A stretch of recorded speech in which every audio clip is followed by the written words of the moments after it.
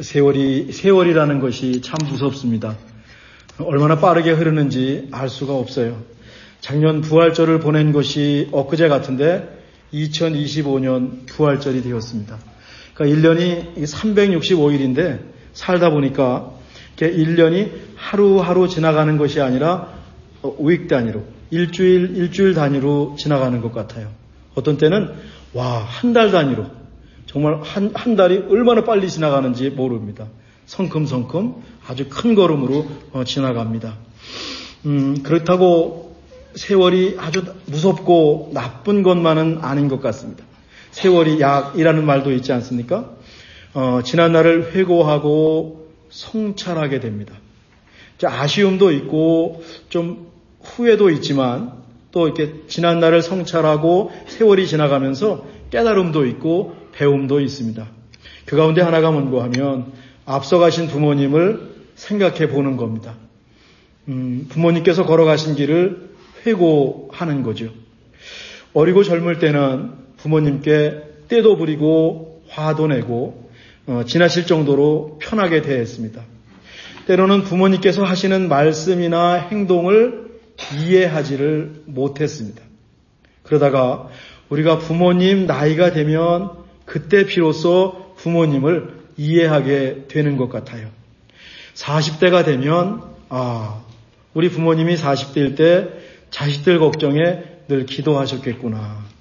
가정을 꾸려 나가야 하는 의무와 책임으로 밤잠을 설치셨겠구나. 내가 그러고 나니까 우리 부모님도 그러셨을 것 같은 거예요. 또 왜 그렇게 몸이 아프다고만 그러셨을까? 왜 이렇게 엄살을 피셨을까? 아니 그 연세에 아프지 않은 분이 있을까? 지금 하나님께 다 맡기지는 못하셨을까? 부모님께 차마 말씀은 드리지 못했지만 속으로 그렇게 생각할 수도 있습니다. 그러다가 우리가 부모님 연세가 되면 우리도 부모님과 똑같이 말하고 똑같이 행동하고 있는 것을 발견합니다. 이제 그때 그런 깨달음이 있을 때 부모님이 곁에 계시지 않은 거예요. 곁에 계시면 좀 손이라도 잡아드리고 싶고 한번 안아드릴 텐데 이미 부모님은 하나님께 가신 거지요. 어쩌면 이것이 우리네 인생인 것 같습니다. 세월이 우리에게 깨우쳐주는 교훈일 수도 있습니다. 알면서도 지키지 못하는 것이 우리의 한계거든요. 가능하면 일찍 헤아리고 일찍 깨달아서 매사에 아쉬움 없는 인생을 산다면 정말 귀한 인생을 사는 것이죠. 우리만 그런 것이 아니었습니다. 예수님의 제자들이 3년 동안 예수님과 함께 했습니다. 예수님이 하시는 말씀, 행하시는 기적, 사람들을 대하시는 것, 마지막에는 자신이 십자가에 죽을 것이고 사흘 만에 부활하실 것이라고 예고까지 하시는 것 아주 가까이서 듣고 다 느꼈습니다. 그런데 예수님 계실 때는 그것을 알지 못했습니다. 예수님 말씀을 한 귀로 듣고 한 귀로 흘려보냈습니다. 예수님 십자가에 죽으실 때 사랑하는 제자 요한 말고 다른 제자들 다 없었습니다. 베드로는 3번씩이나 예수님을 모른다고 부인했습니다. 왜 그랬을까? 왜 제자들이 왜 그랬을까? 생각해 보니까 내 생각에 사로잡혀서 그런 것 같습니다. 제자들이 예수님을 따라다니지만 자기들 관점에서 예수님을 보고 자기들을 위해서 예수님을 따라다닌 겁니다. 예수님의 입장에 서보지 않았습니다. 예수님의 마음을 진심으로 헤아리지 못했습니다. 예수님이 십자가에 죽으실 것이라고 말씀하시면 제자들은 그럴 일 없다라고 예수님을 타박했습니다. 그러시면 안 됩니다 라고 항변했습니다. 예루살렘에 가시면 로마를 물리치고 다윗 왕국을 세우셔야 한다고 생각했습니다. 그러면 자기들도 한자리 하는 겁니다. 그런 꿈에 도취되어 있으니까 십자가에 죽으신다는 말이 귀에 거슬리는 겁니다. 귀에 들어오지 않는 겁니다. 십자가에 죽으신다는 말, 고난받으신다는 것, 이 말이 불편한 겁니다. 거기에 그치지 않습니다. 십자가에 죽으신 예수님이 사흘 만에 부활하신다. 이거는 상식 밖의 일이죠. 나사로가 죽음에서 살아난 것을 보았으면서도 그런 초자연적인 부활을 믿지 않았습니다. 나중에 부활하신 예수님을 보고 나서야, 우리는 이렇게 한 발 두 발 늦습니다. 나중에 부활하신 예수님을 보고 나서야 이전에 하셨던 예수님 말씀이 생각나는 겁니다. 우리가 부모님 나이가 되었을 때 비로소 부모님을 이해하는 것과 아주 비슷하지요. 우리 모두 이렇게 한 발자국, 두 발자국 늦어요. 저는 이런 생각을 가끔 합니다. 우리가 달려갈 길을 다 마치고 하나님 앞에 섰습니다. 하나님이 제 곁에 있습니다. 제가 하나님 앞에 섰습니다. 하나님이 여기다 큰 빅 스크린에다가 제가 지나온 인생길을 다 비춰주시는 겁니다. 창피한 것도 너무 많죠. 하나님을 원망한 적도 있거든요. 제 고집을 부른 적은 너무 많거든요. 어쩌면 베드로처럼 예수님 모른다고 말하거나 행동한 적도 조금은 있을 것 같거든요. 하나님 앞에서 제 인생의 파노라마가 쭉 펼쳐지는데 면목이 없는 겁니다. 저도 모르게 고개를 푹 숙이고 죄송해가지고 어쩔 줄 못하지요. 그것만 있겠습니까? 짧다면 짧은 인생이고 길면 길면 인생입니다. 이해가 되지 않는 것들이 너무 많았던 거예요. 억울한 일도 당했습니다. 간절히 기도했는데 이루어지지 않은 것도 있습니다. 우리가 사는 세상도 매일반이어서 왜 이런 일이 세상에 일어나는지, 하나님이 계시다면, 하나님이 주권자라면 어찌 이런 일이 일어난단 말입니까? 악한 자들이 득세하고 선한 사람들이 피해를 입는지 고민이 많았습니다. 하나님 앞에 섰는데 그 모든 것들이 파노라마처럼 쭉 지나가는데 그때서야 고개를 끄덕이는 겁니다. 그래서 그러셨군요. 이런 하나님의 뜻이 있으셨군요. 모든 것이 합력해서 선을 이룬다 하신 말씀이 비로소 그 말씀에 아멘 할 수 있는 겁니다. 당시에는 몰랐지만 큰 그림을 보고 나니 이해가 됩니다. 뒤를 돌아보니 이해가 됩니다. 우리 인간의 한계일 겁니다. 이런 한계를 얼른 깨닫고 하나님의 시각에서 세상을 보고 인생을 보는 것이 나중에 하나님 앞에 섰을 때 조금 덜 창피할 것 같아요. 예수님의 제자들은 부활하신 예수님을 만나고 오순절 성령 강림을 경험하면서 예수님께서 하셨던 말씀이 진리라는 것을 깨달았습니다. 예수님 말씀이 틀리지 않은 겁니다. 검증된 겁니다. 그때부터 목숨을 걸고 예수님을 믿고 복음을 전했습니다. 그런 점에서 제자들은 훌륭합니다. 우리의 귀감이 됩니다. 많이 부족하지만 또 때로는 늦게 깨달을 수 있지만 우리도 누군가의 귀감이 되기를 간절히 바랍니다. 예수님 십자가의 죽음과 부활을 떠올리면 생기는 질문이 하나가 있어요. 왜 2000년 전에 죽으신 예수님을 두고 나를 위해서 죽으셨다고 말하는 것일까? 이것은 예수님의 죽음이 과연 우리에게 효과가 있을까 하는 질문일 수도 있습니다. 2000년이라는 시간이 너무너무 길고 막연하게 느껴지는 거죠.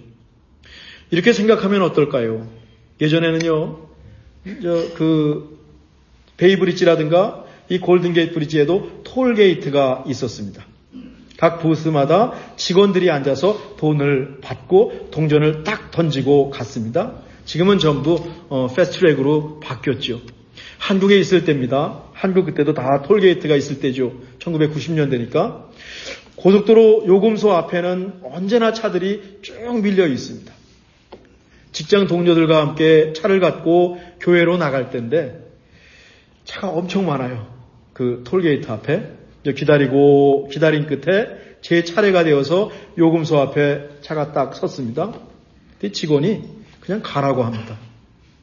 제가 머뭇하니까 제 앞에 있던 친구가 제 통행료까지 다 지불해 주었다는 겁니다. 친구가 통행료를 대신 내줬습니다. 그냥 무사 통과했습니다. 그 이후에 저도 몇 번 제 친구들을 위해서 통행료를 내준 적이 있습니다. 그럼 뒤에 있는 친구가 얼마나 기분이 좋겠어요. 서로 기분이 좋거든요. 십자가 사건을 2000년이라는 시간으로 보지 말고 그 고속도로 통행료를 지나가는 앞에 있는 자동차와 뒤에 있는 자동차, 즉 순서로 보는 겁니다. 하나님 안에 있으면 어제나 오늘이나 내일이나 차이가 없으니까 가능한 생각이죠. 그렇게 순서로 보고 있으면 2000년이라는 간격이 없어집니다. 2000년이라는 시간을 지우고 나면 예수님의 십자가 사건이 제 앞에 있습니다. 예수님이 제 눈앞에서 죽으셨습니다. 저를 위해서, 저를 대신해서 제가 치러야 할 죄값을 예수님이 다 치르고 지금 제 앞에서 돌아가셨습니다.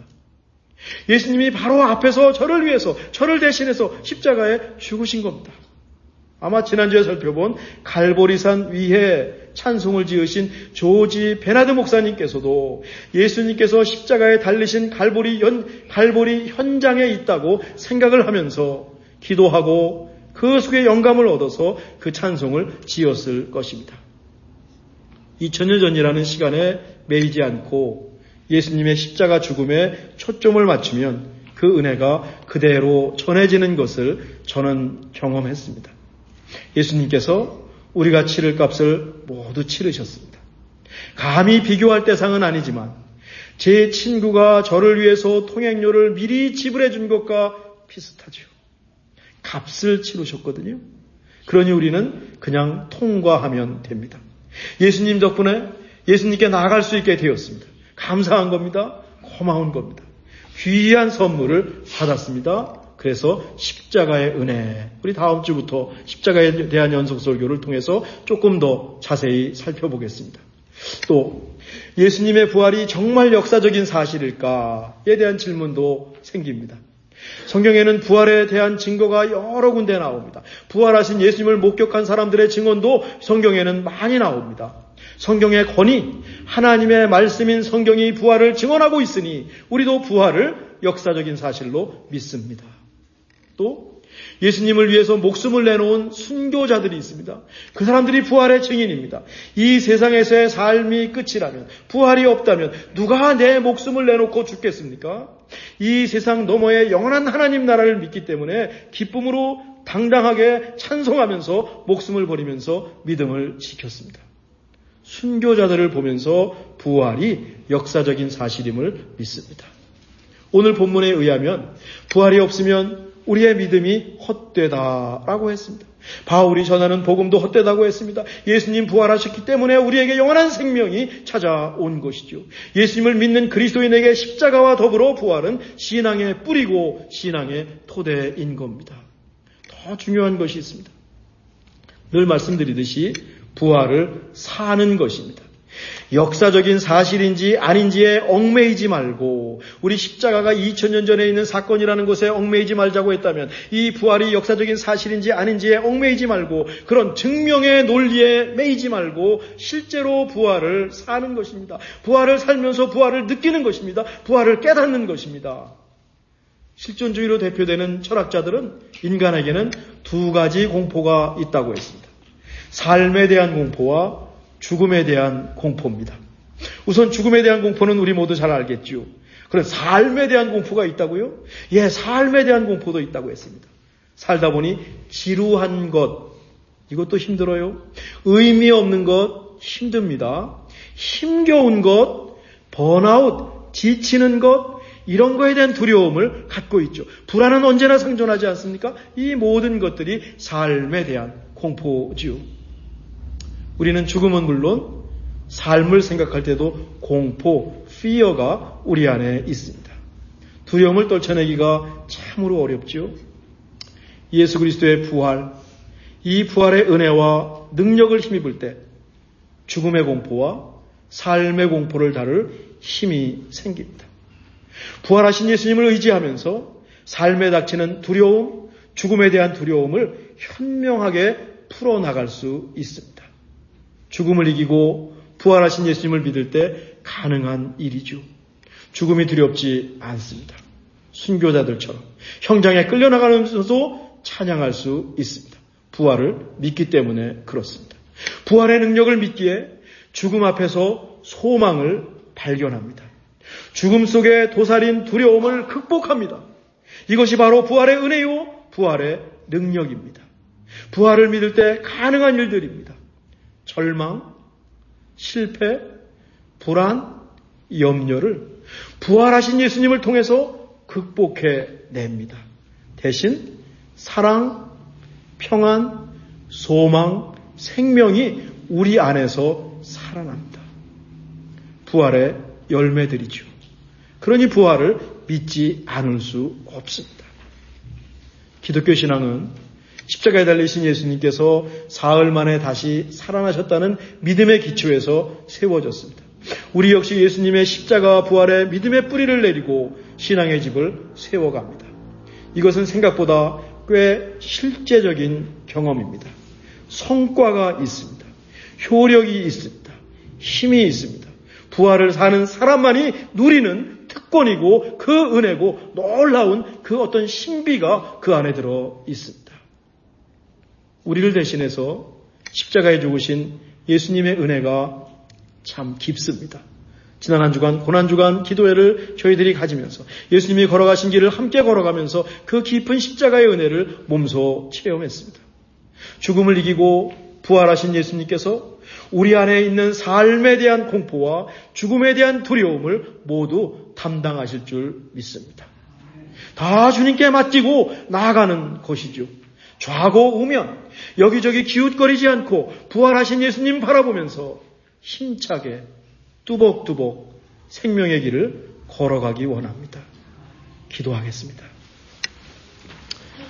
하나님, 부활의 은혜와 부활의 능력이 하나님을 믿고 예수님을 의지하며 걷는 우리 인생길에 힘이 되게 하시고 은혜가 되게 하시고 생명이 되게 해 주시옵소서. 소망이 되게 해 주옵소서. 2025년 부활절을 보내면서 이 부활의 은혜와 능력이 우리 교회에 임하기를 간절히 원합니다. 오늘 예배 오신 모든 천빛교회 식구들과 주의 백성들에게 이 부활의 은혜와 능력이 그대로 임하기를 간절히 원합니다. 예수님의 이름으로 기도하옵나이다. 아멘.